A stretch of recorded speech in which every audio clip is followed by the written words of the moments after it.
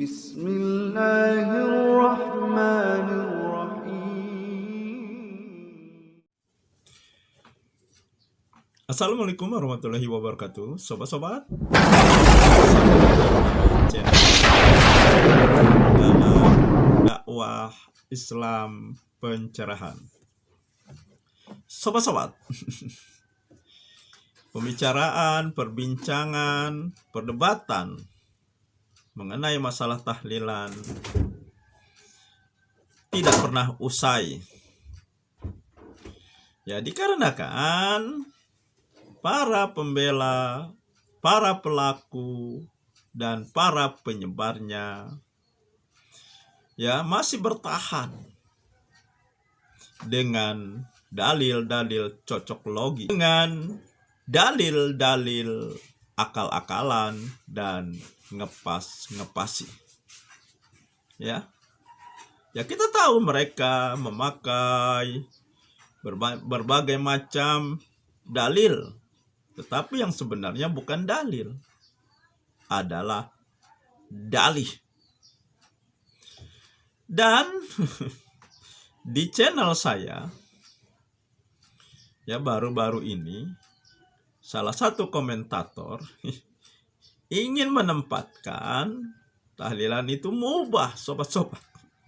Padahal jelas sekali ya, di kalangan mereka sendiri ya, tahlilan ini diingkari.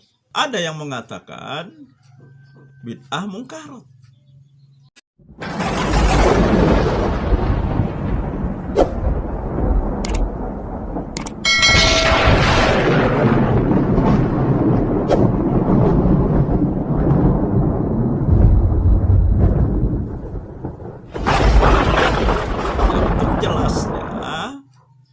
Ya, kita segarkan kembali bagaimana ya perdebatan mengenai tahlilan ini antara Ustadz Piranda dengan Kiai Haji Idrus Ramli. Biar jelas nih ya, sehingga tidak lagi muter-muter. Ya. Ya kan, tetapi nanti tuh sobat-sobat, walaupun secara gamblang sudah jelas ya bagaimana posisi tahlilan ini, ya masih saja mereka ngeyel. Ya karena apa ya? Saya juga tidak tahu kenapa mereka selalu ngeyel. Sudahlah ya sobat-sobat, kita simak ya tahlilan, sobat-sobat. Kita berbicara tentang masalah tahlilan. Kita dapati setelah kita membaca buku-buku dari mazhab Syafi'iyah, ternyata para ulama Syafi'iyah mengingkari masalah tahlilan. Lafal-lafal mereka bermacam-macam. Ada lafal mengatakan muhdas, sesuatu yang baru. Ada lafal yang mengatakan bid'atun mungkarah, bid'ah yang apa? Mungkar ya. Dan ini seperti tadi penekanan dari Anadul Talibin bahwasanya orang yang melarang akan diberi apa? Dapat pahala. Ini menunjukkan penekanan yang luar biasa tentang masalah tahlilan. Dan kita dapat yang menyedihkan di tanah air kita, tahlilan ya seakan-akan suatu perkara yang wajib, dan ini kenyataan. Kalau orang tidak tahlilan, seakan-akan dia salah. Sampai ada perkataan kamu seperti ngubur seekor kucing. Padahal kita tahu Nabi SAW meninggal di zaman beliau sangat banyak. Ada Khadijah radhiyallahu taala anha, putri-putri beliau, putra beliau, para sahabat. Kemudian di zaman Abu Bakar para sahabat. Tidak pun ada dalil bahwasanya mereka bertahlil seperti acara yang ma'ruf, seperti acara yang kita ritual yang kita laksanakan di tanah air kita 3 hari, 7 hari. Ini juga bilangan dari mana? 3, 7, 40, 100 dan tiap tahun. Ini semua yang menjadikan para ulama Syafi'iyah dengan tegasnya mengatakan bahwasanya tahlilan adalah bid'ah. Oleh karenanya kita mengajak kepada para ikhwan, para saudara-saudara kita dari Nahdlatul Ulama dan yang lain Ahlussunnah wal Jamaah untuk kembali kepada masalah ini, kembali kepada mazhab Syafi'i. Tidak ada salahnya ini, dan ini memudahkan kaum muslimin. Akhirnya kita dapati orang yang tatkala harus tahlilan dia harus mengutang sana, mengutang sini. Sudah terkena musibah ditimpa lagi dengan musibah, harus apa? Membiayai 1 hari, 2 hari sampai hari ke-7, kemudian hari kesekian. Ini sangat merepotkan. Apalagi saya baca di internet sampai ada yang mencuri kabel gara-gara apa? Untuk mengadakan apa? Tahlilan. Ini kenyataan merepotkan, ya, merepotkan. Oleh karenanya disebutkan oleh para ulama Syafi'iyah, hal ini banyak dari Imam Nawawi, Imam Syafi'i, kemudian para ulama yang lain mengikuti bahwasanya tahlilan hukumnya tidak keluar dari bid'ah mungkarah, bid'ah yang apa? Mungkar. Ini menunjukkan bid'ah dhalalah, bid'ah yang sesat, bahkan orang yang melarang akan diberi pahala oleh Allah Subhanahu wa taala. Saya kira kalau tahlilan itu gini kan, kalau Ustadz Romli masih ingat di pondok dulu kan pesannya Kiai. Jadi tahlilan itu dulu Mbah Wali itu kan mau memulai dakwah di sana masih Hindu Buddha. Daripada mereka itu setelah kematian itu ngumpul-ngumpul, minum, khamar dan yang lainnya, judi, dikumpulin, diajari doa pendek-pendek kan gitu Pak Ustadz ya. Diajari doa pendek-pendek sampai diantaranya ada di Jawa itu pikir ya kayuku ya kayumu. Ternyata setelah diusut-usut ya hayyuku ya hayyu ya qayyumu. Karena lidahnya orang Jawa itu susah ngomong lafaz Arab, jadi ya kayuku ya kayumu. Gitu. Nah, kalau kita melihat sedikit saja pernyataan ini apa namanya Syekh Dimyati ya, yang lebih apa namanya mengenal lagi bahwa di sini ittikhadut ta'am fil yaumil awal wa thalith wa ba'dal usbu wa naqlil ta'am ila al-qabr fil mawasim ila ini liman syafal yuraji ila Allah wa ta'ala fal yuraji wallahu ta'ala a'lam, katabu khatimus syariah wal manhaj ya. Intinya di sini beliau mengatakan bahwa wa yukrah ittikhadut ta'am fil yaumil awal wa thalith wa ba'dal usbu wa naqli ta'am ila al-qabr fil mawasim ila akhirih. Dengan demikian jelas, dan kalimat makruh di dalam pernyataan ulama, terutama hal-hal yang seperti ini itu nggak ada makruh dalam istilah at'imah.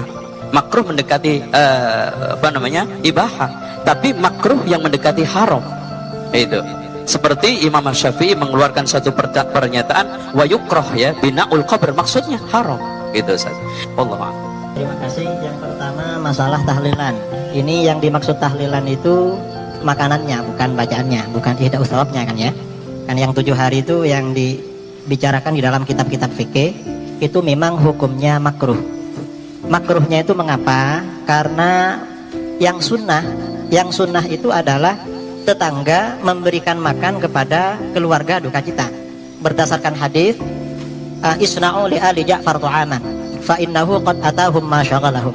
Buatkan makanan untuk keluarga Ja'far karena mereka sedang berduka cita. Jadi yang sunnah tetangga memberikan makan untuk keluarga duka cita. Karenanya kalau dibalik keluarga duka cita membuat makan untuk tetangga, maka hukumnya makruh karena mukhalafah li sunnah.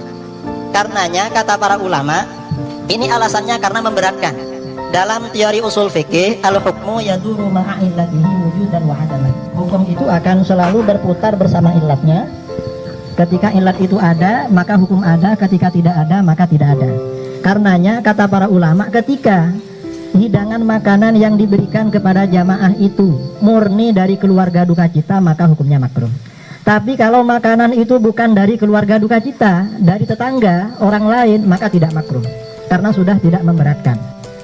Kaidah fikihnya, kaidah usul fikihnya seperti itu. Seperti diterangkan oleh seorang ulama Syafi'iyah, mufti Syafi'iyah dari Irak, Syekh Abdul Karim Al-Mudarris dalam kitabnya Jawahirul Fatawa. Nah, kondisi yang ada di Indonesia ketika ada orang meninggal, yang dikeluarkan itu tidak murni dari keluarga duka cita, tetapi banyak sumbangan dari tetangga. Bahkan dulu saya ketika teman-teman saudara Mundo kalau tidak punya beras mau dikirimkan, biasanya pinjam kepada orang yang keluarganya meninggal. Karena oleh orang diantari beras banyak sekali sampai berkuintal-kintal itu.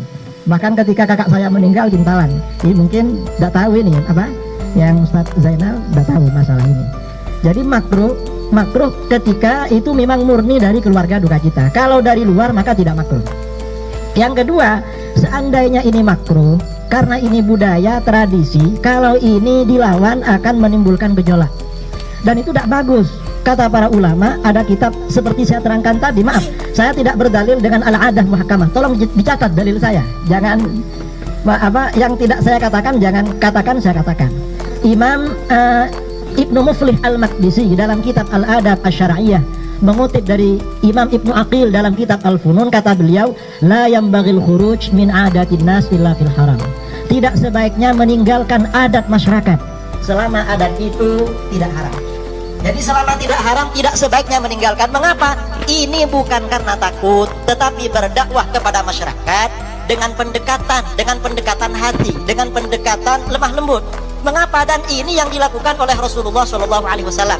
Di dalam kitab itu diterangkan riwayat Bukhari Muslim, fa innar Rasulullah SAW tarakal Ka'bah wa qala laula hiddanu qaumiki bil jahiliyah la fa'altu. Karena Rasulullah SAW membiarkan Ka'bah dan tidak melakukan rekonstruksi. Alasannya karena umat Islam baru meninggalkan masa-masa jahiliyah. Suatu ketika Rasulullah SAW bersabda kepada Aisyah, Ka'bah itu bukan Ka'bahnya Nabi Ibrahim. Pada masa jahiliyah pernah roboh ketika orang Quraisy membangun Ka'bah bersamaan dengan krisis ekonomi. Karena tidak ada biaya, Ka'bah dibangun lebih kecil. Lalu kata Aisyah, kenapa Rasulullah tidak dibongkar, dibangun lagi? Kata Rasulullah, laula hittanu qaumiki bil jahiliyah la fa'altu.